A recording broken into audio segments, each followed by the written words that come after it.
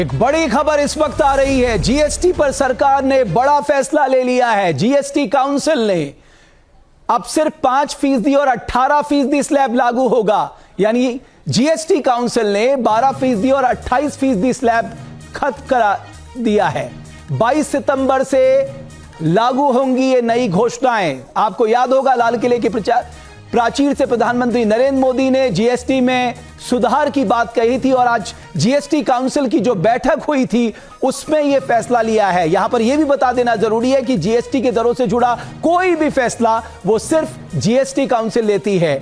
मेरे सहयोगी सैयद आमिर इस खबर में हमारे साथ जुड़ रहे हैं। सैयद, एक बड़ा रिफॉर्म और बड़ी राहत आम लोगों के लिए।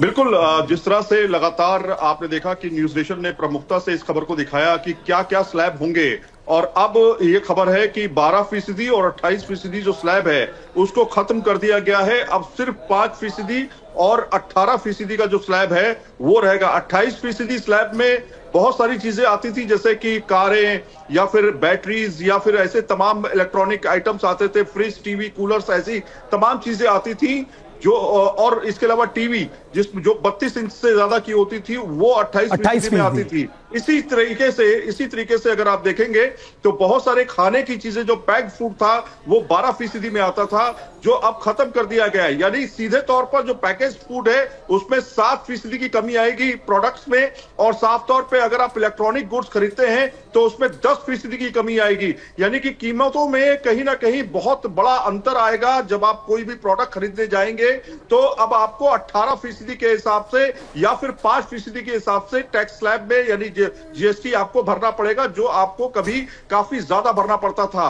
जो विशेषज्ञ हैं, जो इकोनॉमिस्ट हैं, उनका यह कहना है कि इसके माध्यम से करीब 5 से 8 हजार रुपए महीना बचेगा जो मिडिल क्लास है। तो ये एक अनुमान जताया गया है कि महीने में जो आप खर्च करते हैं अपने ऊपर, उसमें 15 से 20 हजार रुपए जो खर्च करते हैं उसमें से 4 से 5 हजार रुपए की कमी आएगी। एक महत्वपूर्ण बिंदु यहां पर था कि जो लोग इंश्योरेंस कराते, खासकर लाइफ इंश्योरेंस और हेल्थ इंश्योरेंस, उसमें 18% जीएसटी देनी पड़ती थी।